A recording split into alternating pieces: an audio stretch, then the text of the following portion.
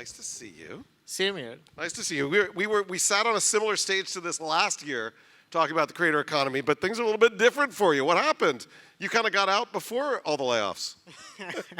Yeah, I mean, last year we spoke here. I was at Meta, and it's an amazing company, and I had an amazing journey. I spent kind of shy of a decade there, and now I'm doing virtualness, so super excited. All right, so tell me about that journey. How did you go from Meta to virtualness, and what was the process that you're now like startup wizard? Yeah, I mean, Jim, in some way, Meta is like a big company, but, when I joined kind of shy of a decade back, my first day was in a business center out of Mumbai, and we saw like a huge amount of growth in the next couple of years, not only with Facebook, but Instagram. And even before that, when I was kind of in Viacom in India, I was like part of the initial digital kind of team and, trying to do an OTT at like, more than a decade back. So in some way, it's kind of those startup kind of journeys. And then virtualness happened a couple of months back when me and my co-founder, Kritika, who's based out of Silicon Valley, we envisioned a Web3 platform. And for the last decade, we've seen kind of the rise of mobile, social, the whole creator economy, and we feel like the next decade is going to be Web3. So here we are. So tell me about what virtualness is. Give me your elevator pitch, or give these folks. You're like, this is it. This is what we're building. Yeah, I mean, before I get into virtualness, this belief or vision we have is that anything around you which is physical and can move to digital will move, right? And that's kind of the big vision as to how do we fuel that. And if you think of, Jim, right now Web3 is really complex and it's very hard to navigate. And there are like bunch of geeks who are there, but for the next billion people who move from Web 2 to Web 3, it's not easy. And for us, that whole journey of transition, for creators, for brands, and for the next billion people, we're building a platform which makes it super easy, end-to-end, kind of a horizontal layer, and that's kind of virtualness for us. Well, think about it. Nobody cares about Web3. Nobody cares about the underpinnings of it. They just want to be close to the creators that they love, or they want to badge themselves, or they want to do other things. So talk about how you guys are doing something that really connects creators and fans that, and we'll just leave the crypto and stuff down here for the geeks down there. Yeah, we are absolutely not crypto, just to be clear.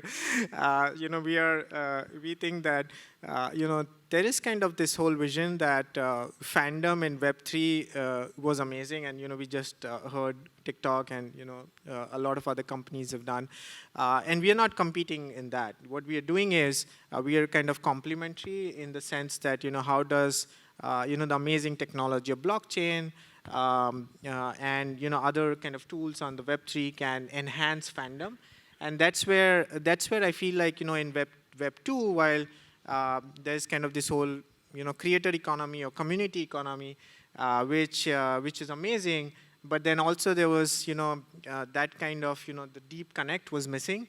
And with Web3, there's that huge opportunity to build that, right? And especially if you think of more and more people are spending so much time in the digital world,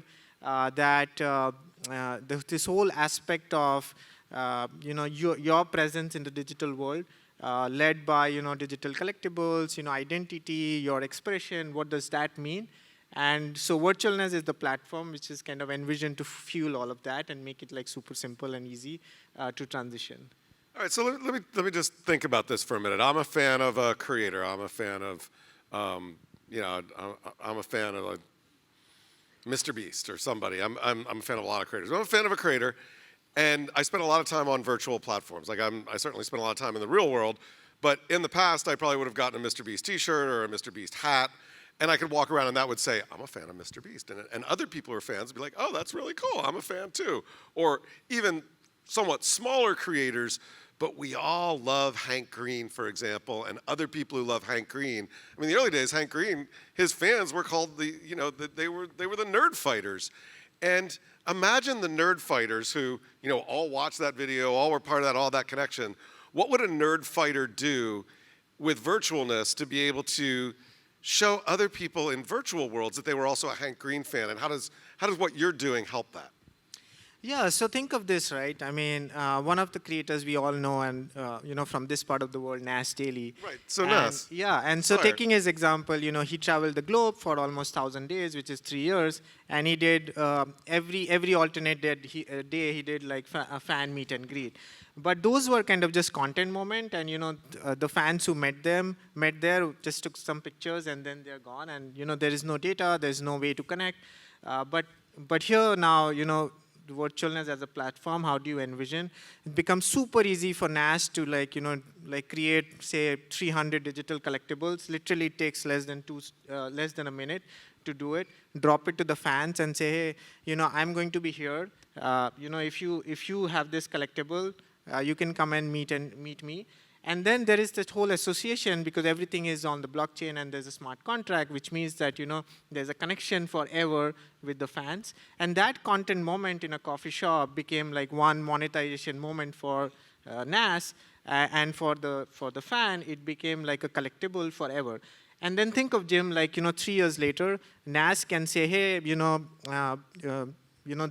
these fans who own my digital collectibles, either filtering the location, or filtering the date, or filtering the interest graph, is like, I'm giving you discount tickets for my next event. So there's kind of this whole token gating experience. There's the loyalty club can be formed. There's like digital merchandise, like his like a 40% live T-shirt. So there is like this whole kind of evolution of fandom in the digital world, which is going to be possible, which is right now, it's a very nascent stage. And for us, that is kind of going to be really, really interesting from both a creator's perspective or a brand's perspective, as well as a fan's perspective.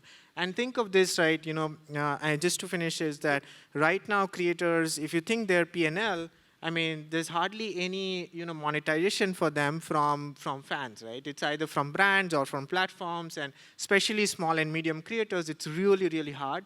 And for fans to even contribute to the creators, if they really love their creator, and this actually becomes an amazing platform to not only engage but also have that transaction in between. Yeah, and so if I understand this right, so I go see NAS in Manila, and there's like 200 or 300 NAS Manila things that have been created on virtualness.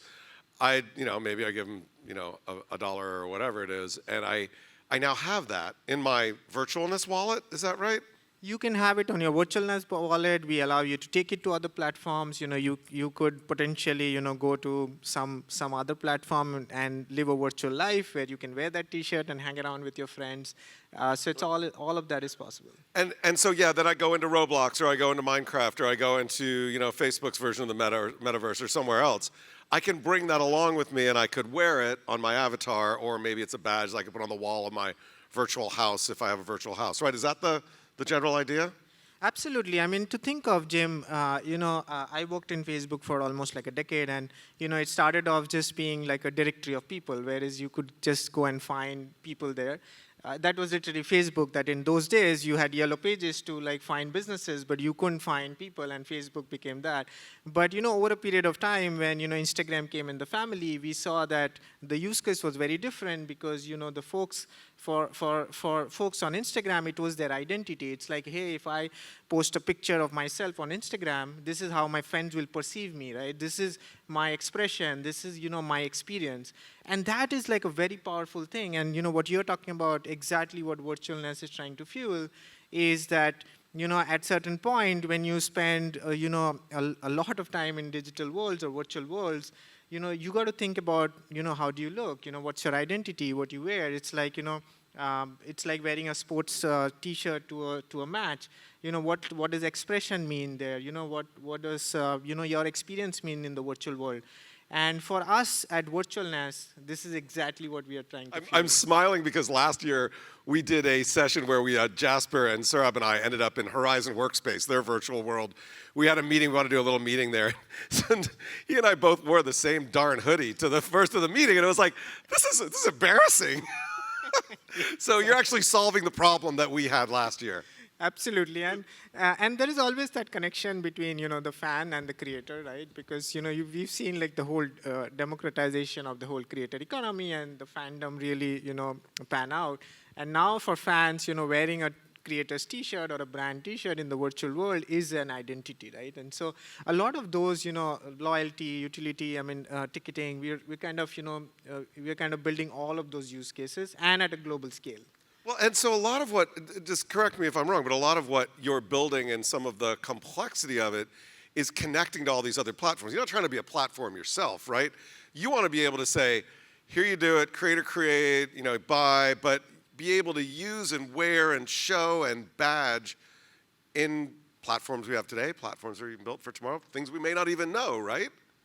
Yeah, absolutely. I mean, if you think of the Web3 now, it's like, if you are a creator, you'll have to go to 5 different platforms, literally to come out with your digital collectible and sell it to your fans and then do token gating.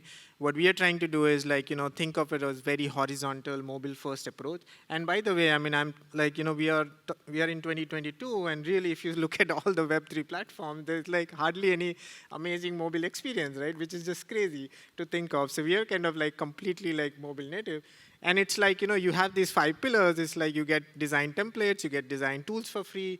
You go and create your digital collectibles, you mint it there and there itself, click of a button, sell it to your fans, and then do token gating. So it's like amazingly simple, horizontal, mobile-based platform, which helps transition the next billion folks from Web 2 to Web 3. Right, and there's been a lot of negativity around, NFTs and crypto and all this stuff, and creators and gamers, I mean, gamers in particular, have been very negative around this kind of space. First of all, you're not really calling it an NFT, even though you're using that sort of technology, but how do you get around some of those negative vibes, and what are you seeing as you start to talk to creators? Yeah, I mean, in some way, it all started off with, like this being called NFT, which is like non-fungible tokens, and in some way, tokens got confused with, really crypto. And in early days, I mean, this is like it was all about just buying and asset flipping to make some quick money and then move out, and which is like the really unfortunate part of this. But as of now, at least that noise is gone, and that hype is gone, and now we have much more serious play, which is like now it's real like digital collectibles, which is like. Anything you buy in the physical world, you are going to tomorrow buy a replica of that, or similar items in the digital world. And whether you call it NFT or digital collectibles or anything else, but that's like your asset, right? And recently Singapore, the courts of Singapore kind of announced that NFT is actually an asset, which means that as you buy your house, it is an asset. And you can like even mortgage it, or you can trade it back, and so there are like this is such a fascinating journey it's going to evolve. And look, I mean, any technology, and I've seen like transition from Web 1 to Web 2 to Web 3, it takes almost a decade, right, or many years. And so we are in this for like multi-year, and we feel like this is going to be the next big thing, or it is already. And yeah, I mean, things will evolve and things will standardize, and hopefully, after all the noise of last year, now serious players are getting in. All right, so wait a minute. Let me see if I understand this. So when I want to go buy my apartment on Sentosa Island, I can put my NAS Manila digital collectible up for collateralizing the loan? Yeah, absolutely. So I'm sold. Let's do it. All right, so let's. And I love that you're calling it digital collectibles. I mean, Nike, they launched their Dot Swoosh, which are also NFTs, but aren't, no, not talking about it. They call it virtual creations. Super interesting, but you also talked a little bit about more than just the digital thing, the badge or the digital hoodie or whatever, but you're also talking about things like gated access to events or other utilities. How are you thinking about building additional utilities on top of these digital things? Yeah, I mean, this is going to be like a really big use case in terms of having utilities. So example, Chinese New Year is coming and you want to kind of, give out a red envelope, or, there's an event happening and, there is kind of a ticket to be done. And that, that's simply a collectible or an NFT ticket, which then you hold forever. And then, in future, it can be like token gated or authenticated for any future transaction. So similarly, there'll be not only use cases of digital merchandise, but even loyalty club experiences. We spoke about ticketing. Even topicality, right? You want to associate yourself with some causes, and all of that will manifest themselves into a digital form, which then you will be able to kind of participate in. So yeah. By the way, I have a perfect use case for this. I don't know how many of you follow Taylor Swift. You guys know who Taylor Swift is over here? Of course you all do. But she's going on tour in the US, and the ticketing platform we have, Ticketmaster, which there are other names for them. But they tried to do the sale, and there were too many people who wanted it, and it totally crashed. It's a complete nightmare. I think you could solve that problem. Like if each of the Swifties had a virtualness token, they would be the only ones that could buy tickets first, and that would solve everything, right? I mean, Jim, you've done VidCon, and you know how hard it is to do physical ticketing. And trust me, I mean, we are building a platform where it's kind of within like seconds or minutes, you can have a unique ticket generated and in thousands, and give it out to fans. And anyone who holds it, it's kind of asset forever. And you know how if you ever went to a BTS concert and had that ticket, how valuable that is for the future. Or you went to Football World Cup in Qatar and you lost your physical ticket, but having a digital ticket means that, in future, a lot of things can be unlocked because that association is always there and it's on smart contract forever. And so all of that infrastructure is going to be built in the next couple of years, which is going to be like amazingly interesting, as well as think of it as decentralized, right? Because right now we've had a lot of platforms which are completely centralized. And the speaker before me, when he spoke about a lot of commerce and experiences, others, and think of that moving to digital and in a very decentralized fashion is just going to be amazing. Yeah, so think about this, though. I'm a Taylor Swift fan or whatever. I have one of these, or a NAS fan. And then suddenly I'm not so much anymore, but there's value there. So can I turn around and sell that to somebody else and maybe make more than what I paid for it? You could, I mean, potentially, right? I mean, because it's an asset you own, and it's really valuable. And over a period of time, if a creator does really well, and you've kind of participated or supported the creator, and you own something which is associated with the creator, and as the fortune of the creator rises, your asset becomes more and more valuable. It's like you spoke about the Sentosa Island thing, but as kind of prices increase there, your holding also increases, and you could flip it back, to someone else who wants to give that price. So let's talk about community integration for a minute, because we were talking about community earlier today. Super interesting piece of this. But I hold one of these tokens, one of these things, one of these NAS or Swifty things. And are you building the way so that you can have gated communities that only owners of this particular token or all of them can get together? And are you building your own, or are you plugging into like Discord or Kajabi or other things like that? I mean, yeah, community is going to be really, really interesting. And, we all speak about the creator economy, but, I kind of like to call it like the community economy. End of the day, it's all about fans and users. For us, we're building the whole community features out as well. Because, one of the things we've seen is that in this space, how I see it is like the journey of Meta and many of the platforms is charted of being social.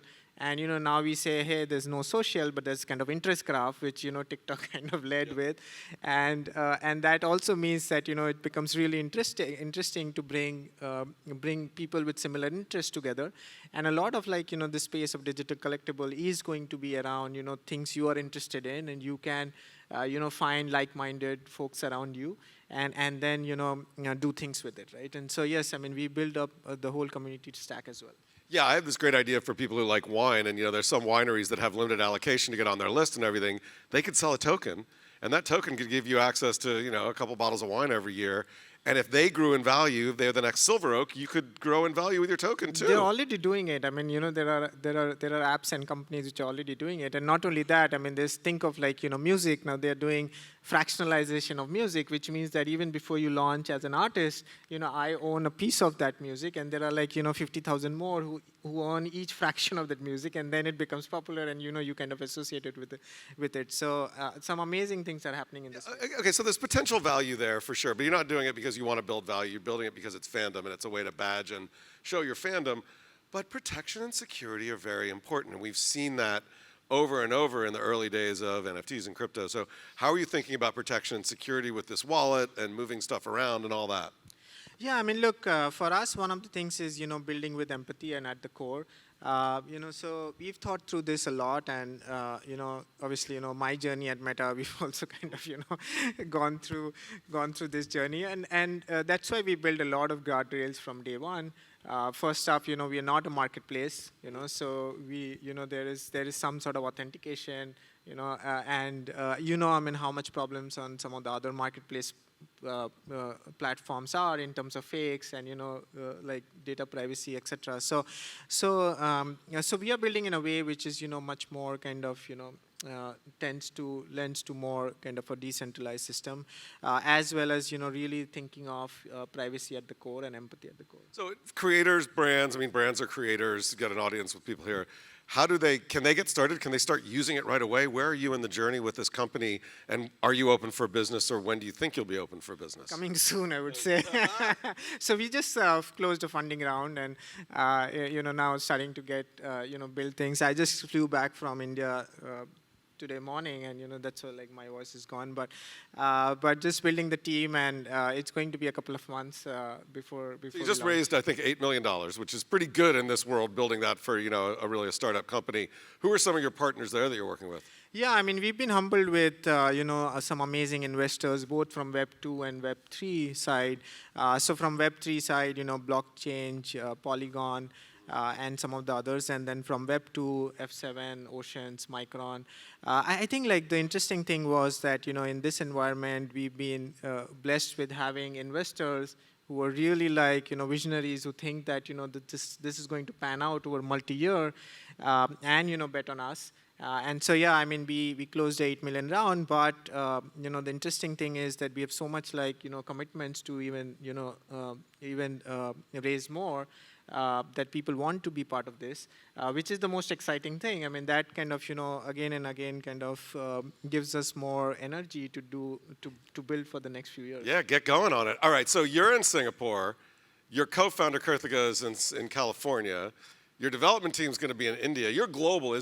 Global first is a big part also of what you're doing. Why global first? Why is that important? Yeah, I mean, look, I mean, we are a global company, and we are fully like remote and distributed, and we have teams across Singapore, Dubai, India, US, and some other parts of the world. Yeah, I forgot Dubai. Sorry. Yeah. I mean, that's another place which is happening with all the activities on Web3. I think, Jim, there are two things, right? One, just being like really efficient in terms of talent and getting the best folks in. I mean, these days, you could be anywhere and be in Bali, be in Singapore, wherever, and build for the world. The other is also that being truly like a global company, oftentimes, my journey in working in some of the Silicon Valley companies was that you kind of initially everything is very thought through from a US perspective, and that whole global flavor is often missing. And one of our investors, advisors, Nas, I mean, his quote was very like eye-opening, which is like, hey, any feature I ever got was always US first, and because I was here in this part of the world, even with 50 million fans, I would never get that feature, or get it much later. And for us, I mean, we need to change that, right? I mean, we need to be global, and so that's how we structured it. Yep, I think it's great. All right, one last question really quickly, 30 seconds left. Look ahead to next year, not what you're building, but what's one thing that you're really excited about outside of the company you're building in the creator economy? I mean, I would be really excited for the creator economy to kind of, engage with fans and monetize on the fan side, on the user pay side, right? I mean, a lot of creator economy is completely like dependent on platforms or brands. And for me, I think like going forward, that needs to change, right? And really fans need to, participate with the creators, and creators need to be really associated with fans, not only in terms of, just engagement, but even in terms of, monetization and commerce and other features. And I think that is going to be a big change going forward. All right, Saurabh Doshi from Virtualness, thank you very much. I'll take your mic.